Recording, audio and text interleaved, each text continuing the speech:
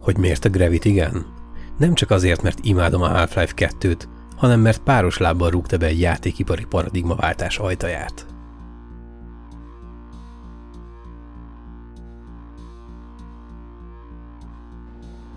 A játékokban már a kezdetek kezdetén is jelen volt a valós élet fizikájának valamiféle reprezentációja. A korai években ez jellemzően a gravitáció, a tömeg és a lendület használatát jelentette. Ki ne imádta volna a Lunar Lander kihívásait?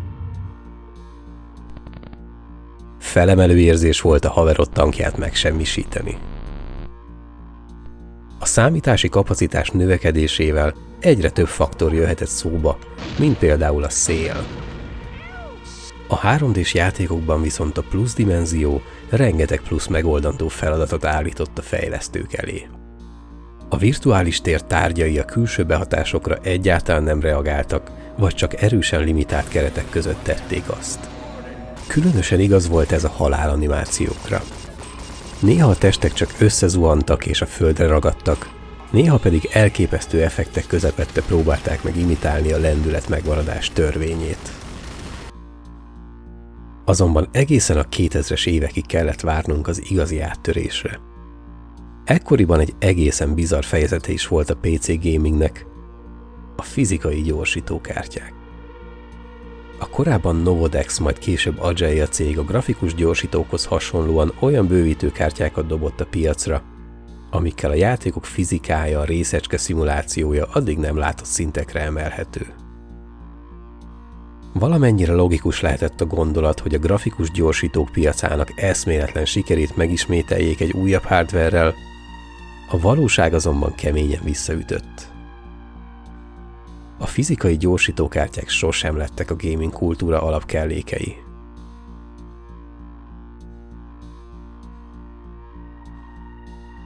...2002-ben teljesen eldobtuk az agyunkat attól a paradigmaváltástól, amit az élethű fizika hozott el.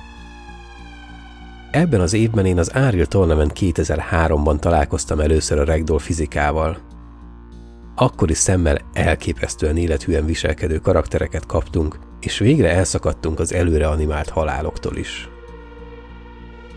Egy évvel később a Max Payne 2 megjelenésekor még hihetetlenebbül hatott, hogy milyen mennyiségű tárgy volt, amivel közvetlen interakcióba léphettünk.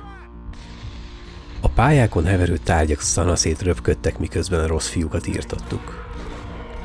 Habár a lelőtt ellenfelek testei néha teljesen őrült módon tudtak viselkedni, mégis egy egészen új élményt kínált, hogy minden ilyen esemény egyedivé változott.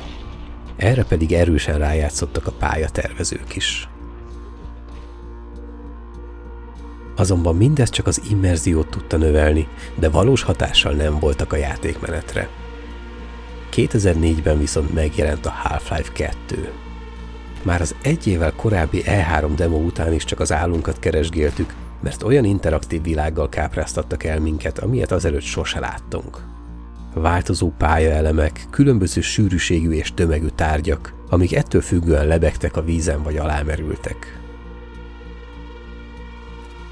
Megjelenés után pedig City 17 városa úgy szippantott magába minket, ahogy arra kevés játék képes. Bődületesen erős atmoszférát teremtettek.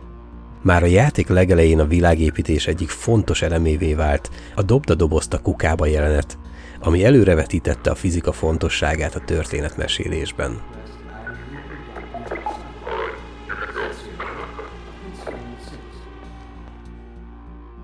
Come on, Gordon. Let's go have some fun. The zero-point energy field manipulator is not a toy, Alex. Let's get out of here. Aztán egy ponton, amikor már azt hittük, sosem tudjuk meg, miért nem megyünk Ravenholmba, a játék a kezünkbe adta a gyeplőt. A Gravity Gunnal közvetlenül megfoghattunk, felemelhettünk és elhajíthattunk nagy és nehéz tárgyakat is. Faék egyszerűségű ötletnek tűnik, akkor viszont elképesztően újonnan hatott, hogy nem csak a világgal történő interakciók lettek sokkal direktebbek, hanem hogy valóságos fegyverré változtathattunk minden tárgyat, ami körülöttünk volt. Gravity Gun egy megkerülhetetlen ikonja lett ennek a játéknak, és egy máig emlékezetes eleme a játékiparnak. Bár ez a játékmechanika még ma is ritkán használt elem, azért itt-ott felbukkant azóta. Egy évvel a Half-Life 2 után a Doom 3 kiegészítője erősen inspirálódott a mai főtémánkból, de hogy egy kurrensebb játékot is említsek, a 2019-es Control is kiválóan adta kezünkbe a körülöttünk lévő világ elemeit, és az általuk okozott pusztítás feletti Controlt. Hogy mindez miért érdekes? Ha ikonikus fegyverekről beszélünk, nem véletlenül kerül elő újra és újra a Gravity Gun. Egyedisége és játéktörténelmi jelentősége elvitathatatlan, amit lemásolni lehet, de megismételni nem. Hogy mi következik ebből? Azt már úgy is tudjátok. Lássunk is hozzá. Bár találtam pár letölthető Gravity Gun modellt, szerettem volna a saját igényeim szerint elkészíteni a fegyvert. 2013-ban a NECA kiadott egy hivatalos replikát, de ez több ponton eltér attól a modelltől, amit a játékban láthatunk. Emellett a játékban szereplő fegyver külső és az FPS módban látható modellje között is vannak komoly eltérések. Végül úgy döntöttem, hogy mindhárom forrásból merítve készítem el a saját verziómat, ami azért inkább az in-game belső nézetes kinézethez áll majd a legközelebb. A végső modellnél egy fontos dolgot még meg akartam valósítani. Terveztem bele helyet standard PVC csöveknek, amik egyfajta vázat és stabilitást tudnak adni a modellnek. Végül ez lett a LED világítás és az elektronika helye is. Tanulva a Flag Cannon esetéből, amikor is több feleslegesen nagyra sikerült nyomtatással pazaroltam az anyagot, most inkább csináltam egy előzetes méretarányos modellt. A kifejezés, amit kerestek, a kifinomult elegancia. Kézbevéve éreztem, hogy minimális módosítással meg is van a kívánt méret, így gyorsan nyomtattam egy elnagyolt modellt, mert a kifinomult elegancia nem volt elég az úri igényeimnek. Ideje volt felfűteni a nyomtatót, és végre formába önteni a terveimet. Csiszolás, alapozás, csiszolás és még egy kis alapozás után meg is kapta a kedvenc fémfestékemet. Ezen a ponton azért látszik, hogy nyersen egy merő unalom lett. A Gravity Gun egy ipartelepen használt munkaeszköz, így 6-7 rétegben felépítettem rá a koszolódó, korrodálódó acél effektjét. Ezután jöhettek a direktebb rozsdafoltok, amivel még hihetőbbé lehet tenni ezt a fegyvert. Ha tetszik a videó, vagy kíváncsiak vagytok, hogy milyen gamer témájú buildekkel készülök a jövőben, iratkozzatok fel a csatornára és kapcsoljátok be az értesítéseket.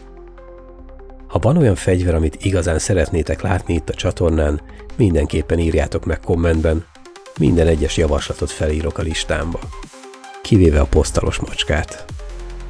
Az oldalsó konténerek nem fémszínt kaptak, de egy alapos koszolással szépen beleilleszkedtek a fegyver összképébe.